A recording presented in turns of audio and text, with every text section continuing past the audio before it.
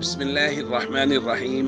عن فاطمة بنت قيس رضي الله تعالى عنها قالت: قلت يا رسول الله زوجي طلقني ثلاثة وأخاف أن يقتحم علي.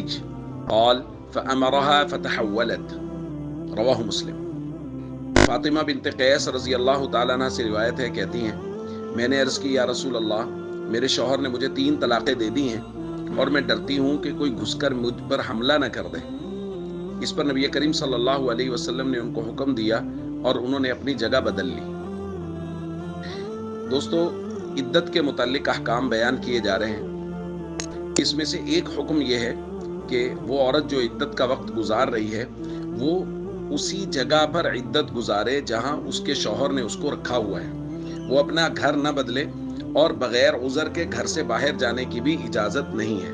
ہاں، کوئی مجبوری ہے، عورت بیمار ہے، دوائی لینے کے لیے جانا ہے یا اس طرح کا کوئی عذر ہے تو اس کی صورت میں تو اجازت ہو سکتی ہے، وگرنہ عورت کے لیے سفر کرنا، عورت کے لیے گھر بدلنا، بغیر عذر کے گھر سے باہر نکلنا، اس کی شریعت کی نظر میں گنجائش نہیں ہے۔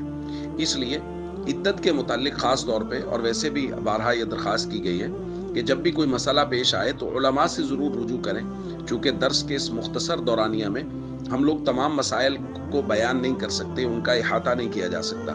اس لیے عدت کے متعلق تمام تر احکام علماء سے پوچھئے کہ کس صورت میں گھر سے نکلنا جائز ہے، کس صورت میں باہر جانا جائز ہے، وہ ساری صورتیں علماء سے پوچھیں اور اس کے بعد عمل کریں۔